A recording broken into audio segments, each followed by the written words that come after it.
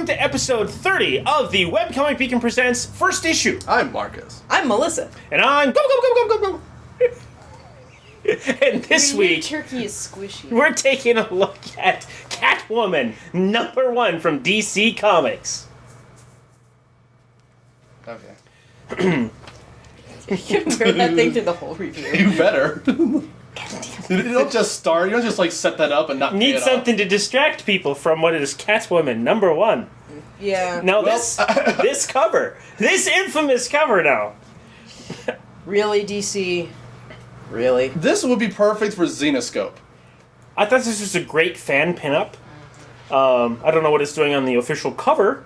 She doesn't have diamonds in the comic.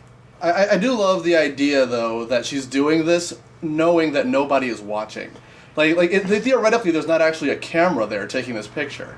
So the idea that Catwoman just randomly decided to steal diamonds for the express purposes of creating a pinup for nobody Because is just because awesome. she can, I suppose. Yeah. I mean, I don't think she zips up her suit the entire comic. I do like this background just a little bit. It's cool and funky. Yeah, the pink that's pretty street cool. is kind of Well, it's the whole interesting, pink but- background with like the cut out colors for some of the areas, but that is the most interesting part of this cover. Well, you know, I have to give it props. She has sensible shoes. She's not That's true. wearing She's not wearing Yeah. high heels. She's not wearing a high heel, so there's a smidgen of righteousness in here. but, The costume is like 90% Burton, but that's the one thing they didn't keep, which is pretty. well, actually, the costume is really close to the Darwin Cook redesign. Well, yeah, that's still. The goggles are pink instead of yellow, but Yeah. it's somewhat. I mean, the Darwin Cook costume was looser than that. It was more practical, but I think he was the one who did the combat boots instead Yeah. of the heels, and the big goggles, and that was Yeah. a rather nice redesign. This, So, yeah, it's a nice art for, like, pinup standards, cover-wise. Well, it tells you what you're about to get. and it It's- really does. It doesn't tell... Well, we don't get any diamonds in here. But anyway, we open up to... Oh yeah, the Well, diamonds are the thing. There's tits. We open up to tits! There's tits. We have this opening where she is getting dressed. She's getting dressed in a hurry, and she's mad dashing out of her apartment as a bunch of thugs bust in. Now, gratuitousness is obviously going to be in this book. We've all heard it. Some of this, I was maybe trying not. to give it a fair shake for, okay, we're getting tit shots here. She's trying to get dressed. She's in a hurry. So you can justify this a little bit because it is scene relative of how quickly you can get your shit on and out. I love the fact she doesn't have a face though. That makes Yeah, it so much more it's all tits. There's no face. Yeah. Well, part of a face. No. But yeah, I was trying to really not give in to what I was hearing online. I heard a lot of stuff about this comic. I'm going to try to, alright, just set it aside. Oh, hey, look, there's a nice ass shot with a little bit of a mound in there. Alright, okay. Alright. And once again, the cover doesn't lie. And there's pussy. Yes, very much A so. whole cage full of it. Now, I will give There's credit. pussy all over the place. Yes. Look at this. I will give credit where credit is due. Catwoman is a very sexy lady.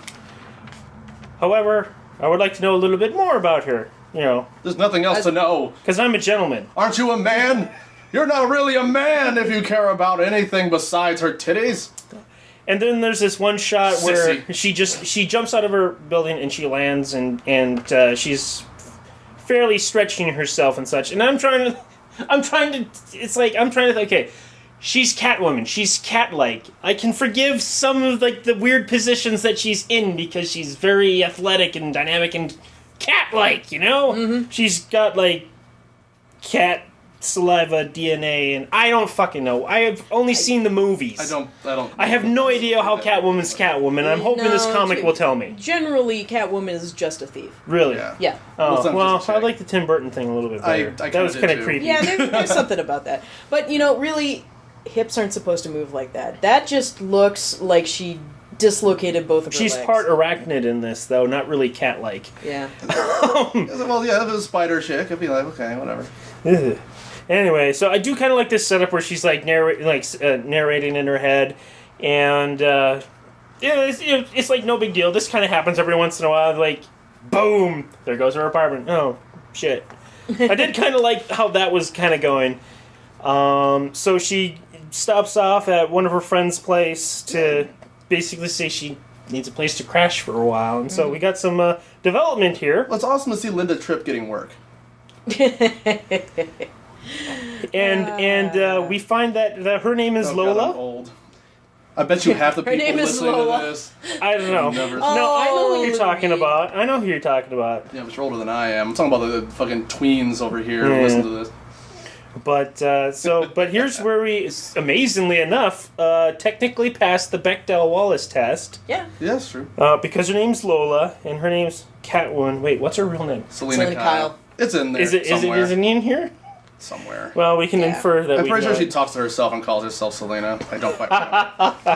You know how that goes. It's like, Yeah. be careful, Selena. You can't let yourself get killed. That kind of Yeah. shit. I'm pretty sure she does it. So we actually do have a little bit of development here, which is really good, and we have a not skinny chick in Yep. here Yeah, that's she's- kind of a character. She's got a different, Build than in every- standard build, yeah. I'm Right. pretty sure she's the only one in the new DCU, but hey, Yeah. one is better than zero. Right.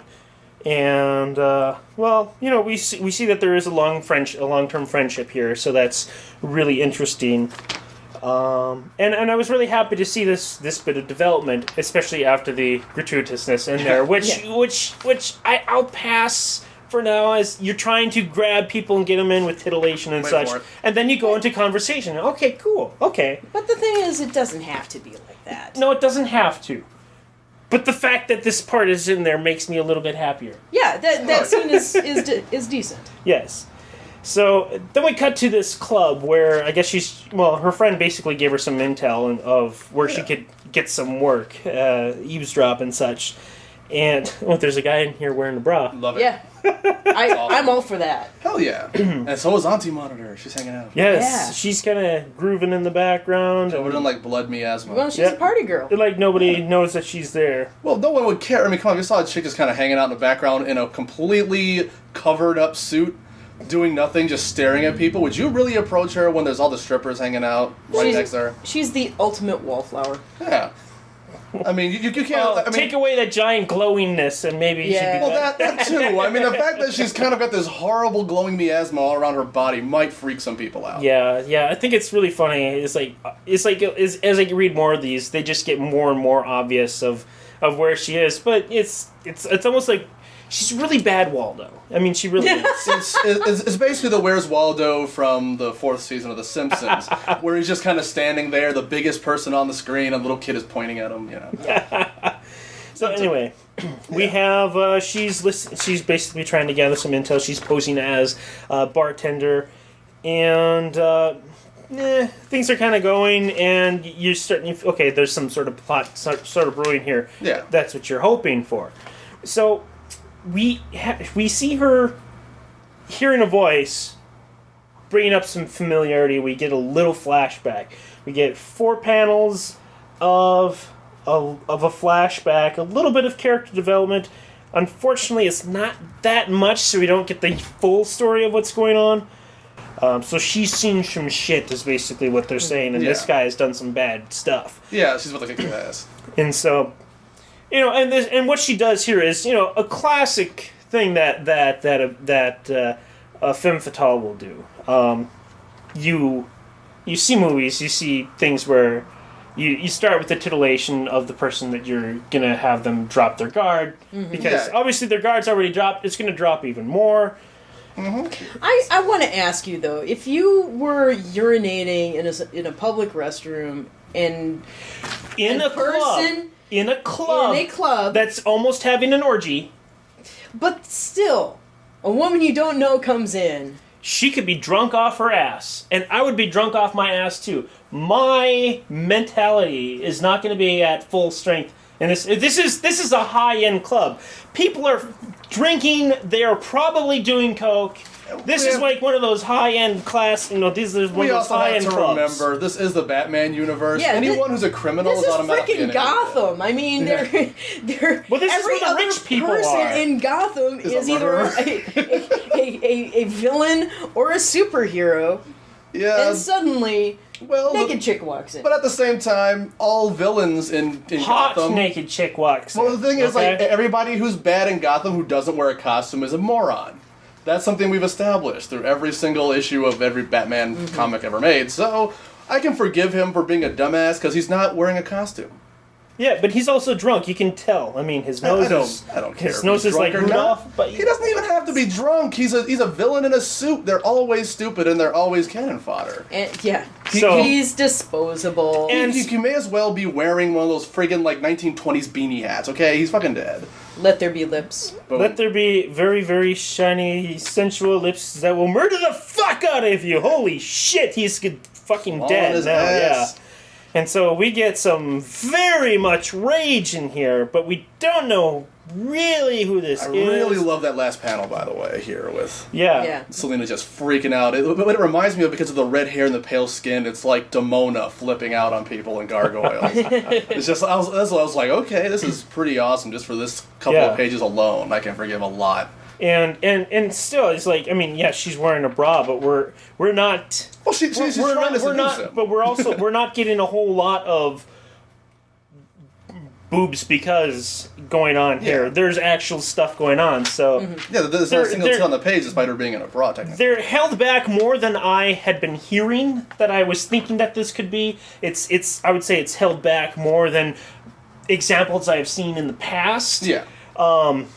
It's not like it's going all out tits. Yeah. But it's certainly in there. Yeah, let's continue that. So, well, obviously she's got a little distracted, and so she has to go for Plan B because they found the real bartender, and shit's gonna go down. So it's like, fuck it. Okay, now, having dealt with rubber costumes before, you can't exactly put them on in an instant. She'd have to have a lot of talcum powder. Well, she could. I mean, Maybe you stick to those things. Did you see how like pale she was in the previous scene? Maybe she was covered in talcum powder. yeah. Well, You never know. I mean, Then suddenly your skin color. I mean, it also has a big giant zipper, and she did zip it all the way up this time. yeah, but just getting your legs and your arms in, Right. Well, I let's do just- love those boots, though. Yeah. I'm telling you, practical boots are hot. Yeah. Yes. And we get some fancy footwork here, and once again, I'll give a pass because she's Catwoman for some of the crazy stuff that she does. And at least some of it seems to be just regular attacks. I mean, like, she just knees this dude, like Muay Thai style. It's not like she's stopped and she's, like, ready to get them again by some weird sort of... She's actually doing something. Let's just say this is not Greg formidable. Land, okay? Yeah. Anyway, we're running out of time for this review, so right. we're going to get to the spot that we've been not wanting to get to. Yeah. And here we get another example of Because Batman. Because Batman. Yeah, Batman, come on. Now, as far as the past goes, no, this is number one, so... Yeah. But as far as the past goes, Batwoman, Catman, and Catwoman have been a sort of... They've been fucking since the 50s, dude. That's not anything new. But this is the number one, so... Yeah. But we're kind of actually told that the backstory is it's insinuated that they've been together before. The kind of like little naughty thing that they got going on. She's downright reflective. Yes. So we get a little bit about some give and take here of the relationship and basically how she's just... Well, it ends... Yeah. Well, we go through a bunch of scenes of, touching, groping, holding, caressing, kissing, touching, and boning. Yeah. And I think it ends with... with the title of the comic, which is, and the costumes, mostly stay on. Yep, mostly stay on. Yeah. So they're kinky. Now, as a first reader to anything like Catwoman, aside from stuff I've seen on TV, like the shows, the movies, and whatnot, I didn't find this scene as bad as it was being made out to be. I thought it was okay for if there's going to be a little bit more play on this relationship. However, as a number one, somebody not coming to Catwoman for the first time, I have no fucking idea if she is a vigilante, a rogue, a bad guy, a good guy, something like Batman. It's not in here. I don't know what the fuck she is, what the fuck she's doing. Like, she was gathering some intel on this plot that went nowhere. And did she even kill that guy? We don't know. The dude in the bathroom. You see, like, is clawing him. Well, he's severely injured at least. Yeah. Well, he's severely lacerated. His in the eye is face. gone. His right eye is gone for sure.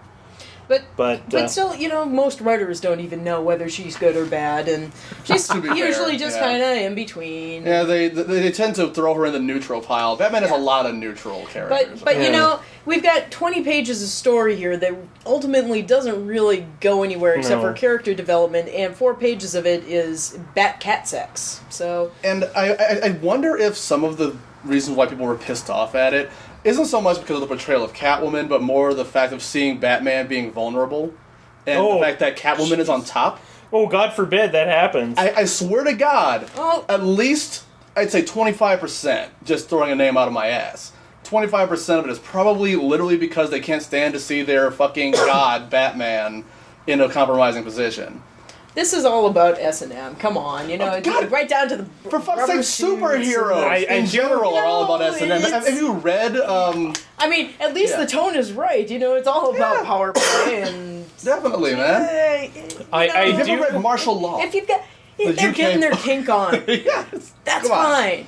Really, there's a that's what they're doing. In a 20-page introduction to this character and this series, may not be the really best need time. 4 pages of it. Yeah, I mean, this may not be the best time. Maybe like issue 5 or something where you kind of get in, move up to it. You know what I mean? But there's whatever. 4 acts. There's 4 acts in here.